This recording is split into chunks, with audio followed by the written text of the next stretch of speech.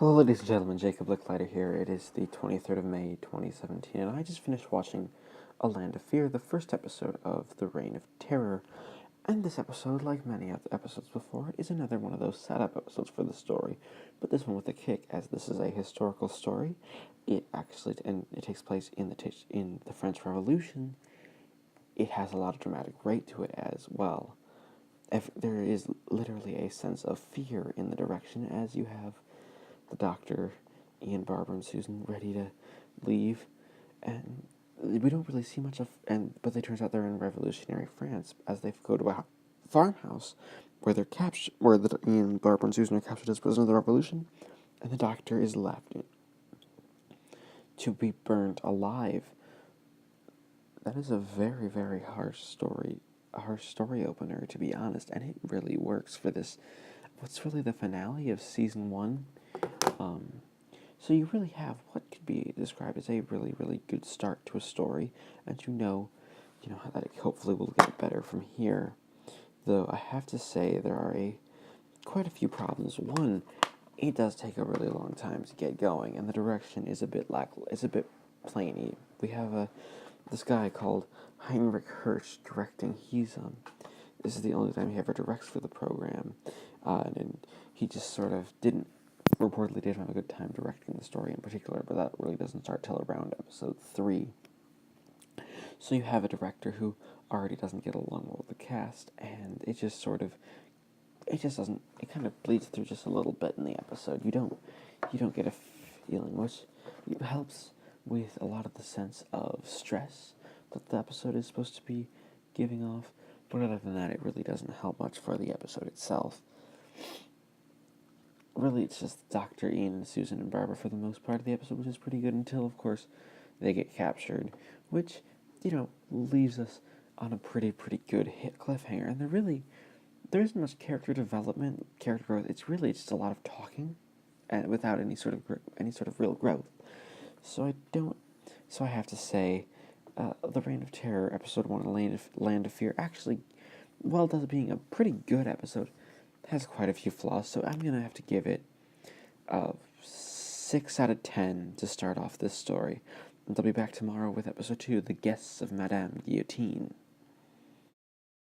Alright, it's now the 24th of May, 2017, and I just finished watching episode 2 of The Reign of Terror, Guests of Madame Guillotine, which is actually quite a bit better than the first. It's still got some flaws, but I'll get to those in a minute. It actually gets us into Paris, which is really the heart of the French Revolution, where everything sort of went on. I mean, sure, there were problems in the South historically, but a lot of the big players would stay in and around France, so it's really nice. And this one, it's another story to split everybody up. It's obviously this is now William Russell's time for a vacation, so he's only in a couple of pre-filmed inserts, which it's kind of a good way of doing it, and the direction actually gets around. You kind of notice that he's gone, but it doesn't intrude too terribly much. And the direction does a good job of masking it by doing a bit of cutting between shots, which is pretty decent overall, especially considering this is a time when doing any sort of cutting and editing in was very difficult to work around. What's good is that nothing really went wrong with doing these special shots like this. But the story itself, really, it just sort of gets Ian, Barbara, and Susan into prison. And Ian is told by a guy called Webster, who's dying in prison, to look for La Chiangri and an Englishman called James Sterling, while Barbara and Susan are trying to get out, and the doctor is rescued from the house by a little boy who was in the first episode, but he didn't really do much.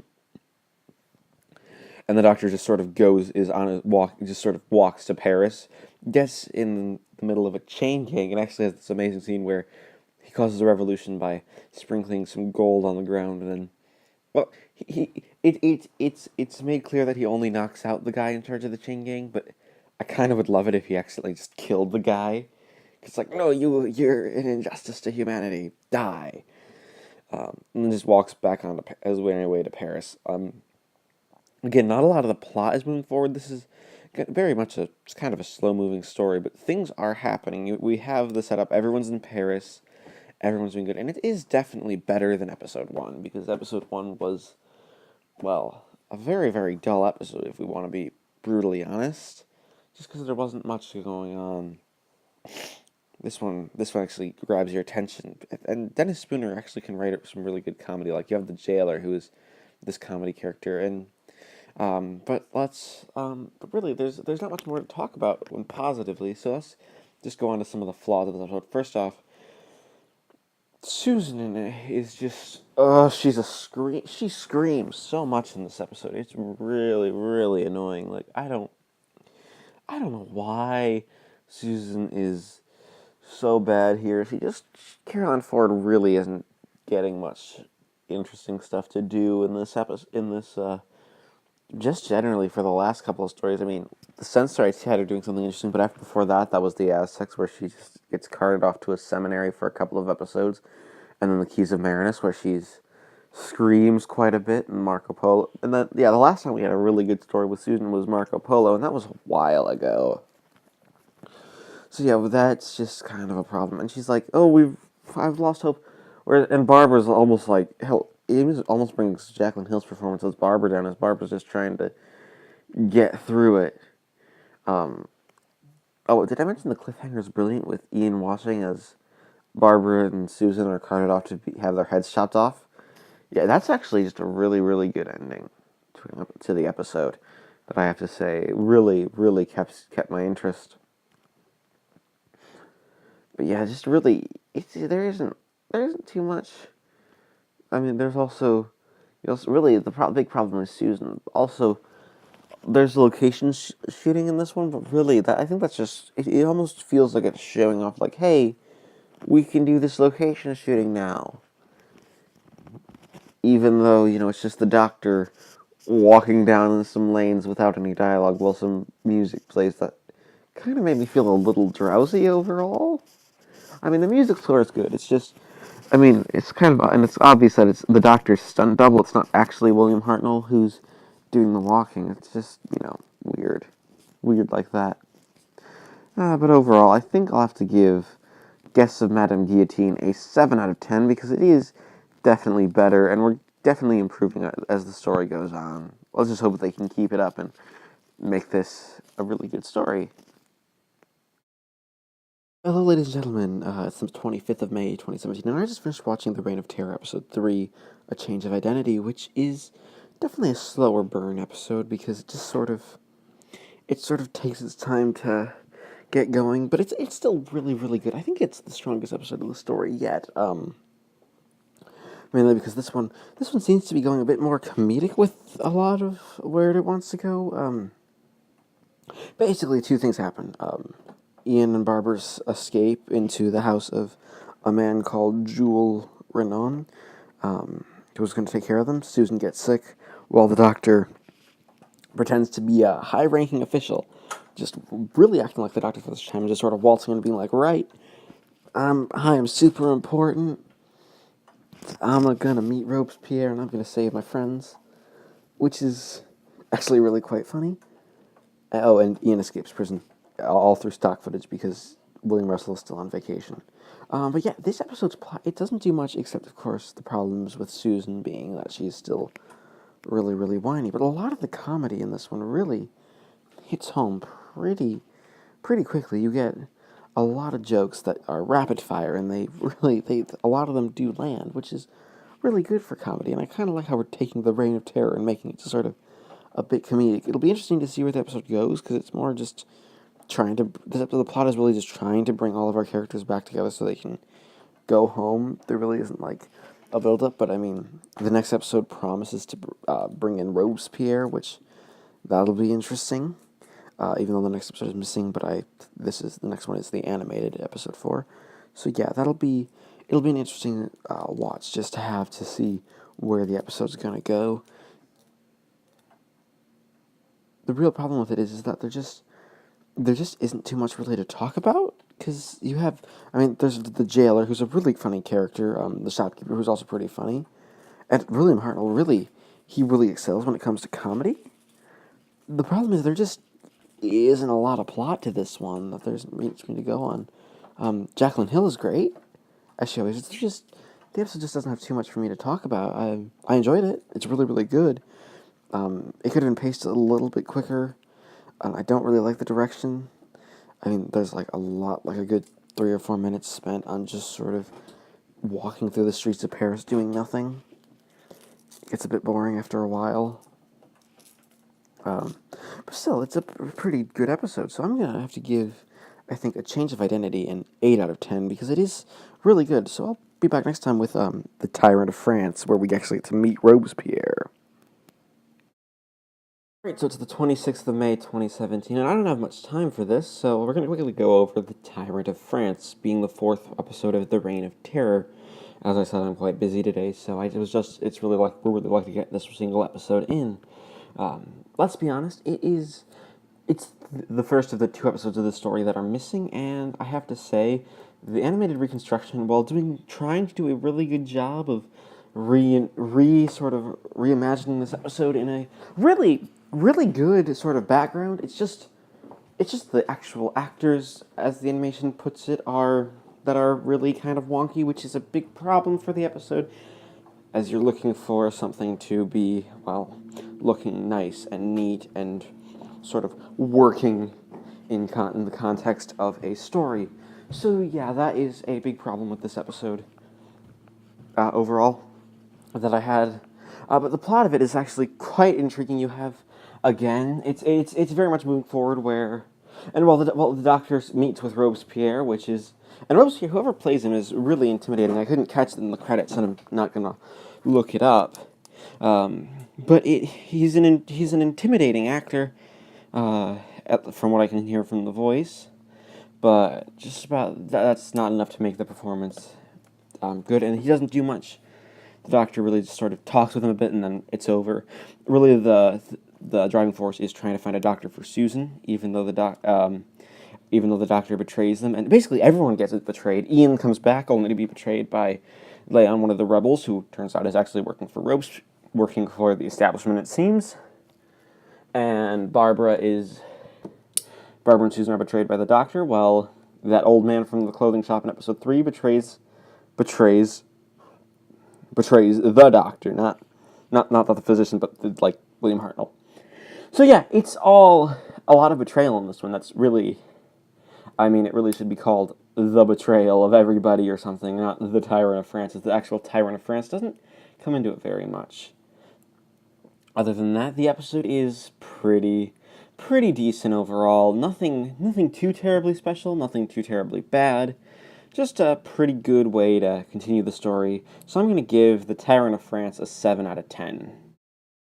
Right, so it's the 27th of May, 2017, and I just finished watching A Bargain of Necessity, the 5th episode of The Reign of Terror, and to be honest, it's again getting pretty good, as this one really is everybody making alliances and trying not to be killed by the revolution.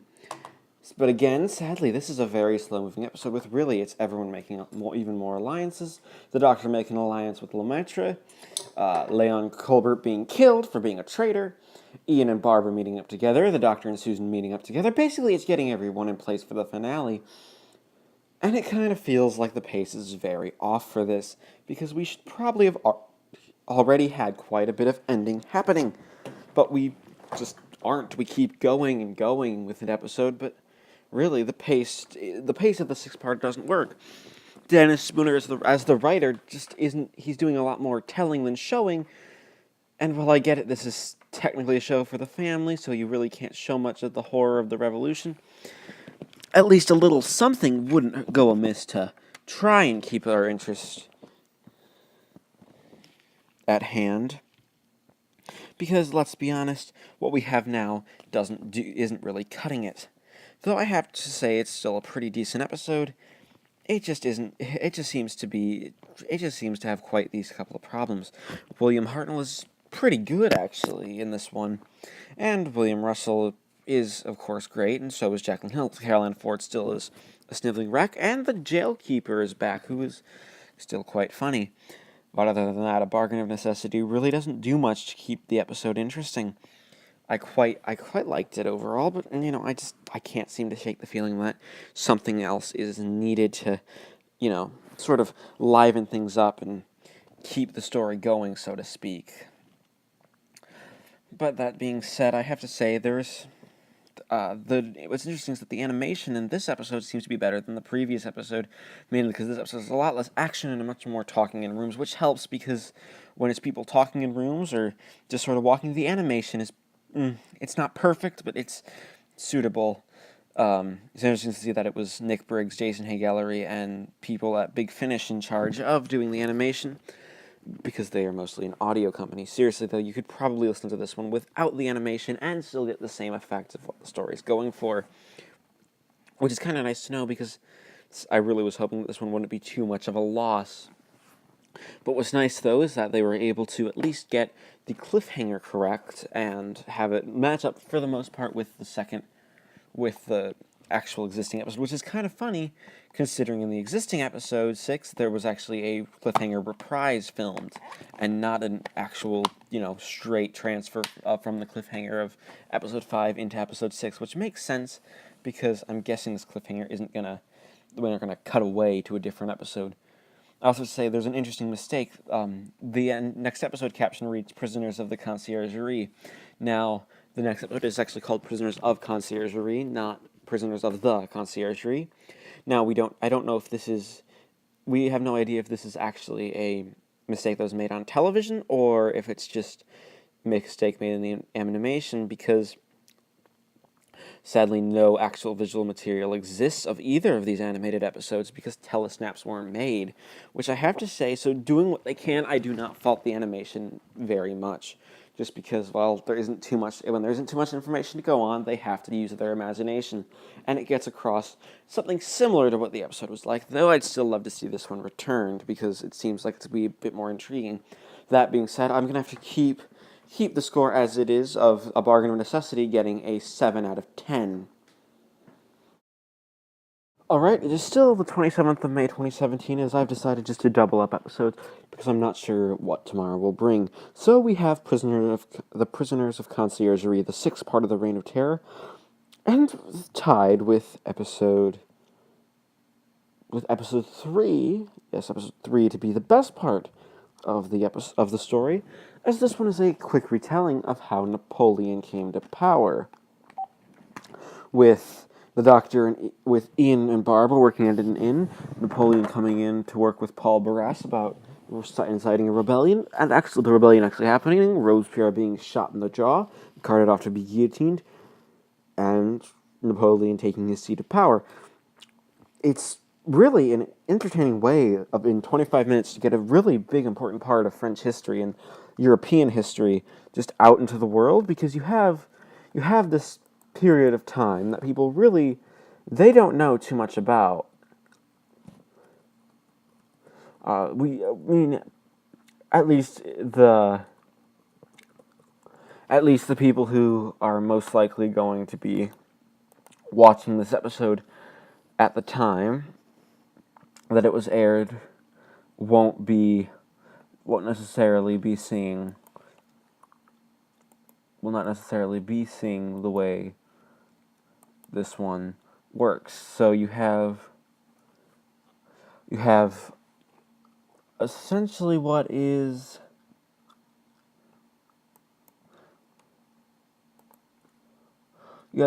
essentially an episode just all about how the world is gonna be this sort of, how do I describe it? It's just sort of existing, and you have the world changing at a very, very fast rate, and it's really good. The only thing I have to say is it just kind of goes on a little too long. Dennis Spooner really knows his history, and I have to say he kept me entertained the entire time. At least the entire time that he was working, at least the entire time that we had to be dedicated to the episode working. I mean, it's not perfect. A couple things are off, but it gets us done. And I really have to say, the ending speech, because this is the finale for season 1, where the Doctor talks about about destiny being in the stars, and then we cut sort of to a star field before we get the next episode caption, which would lead into Planet of Giants, which is the next televised story. And it's a very poignant scene. That definitely brings up the ratings of this episode quite a bit, just because I can't help but love the way that was done. All in all, I'll have to give Prisons of Conciergerie an 8 out of 10 for just being a really good conclusion to the first season.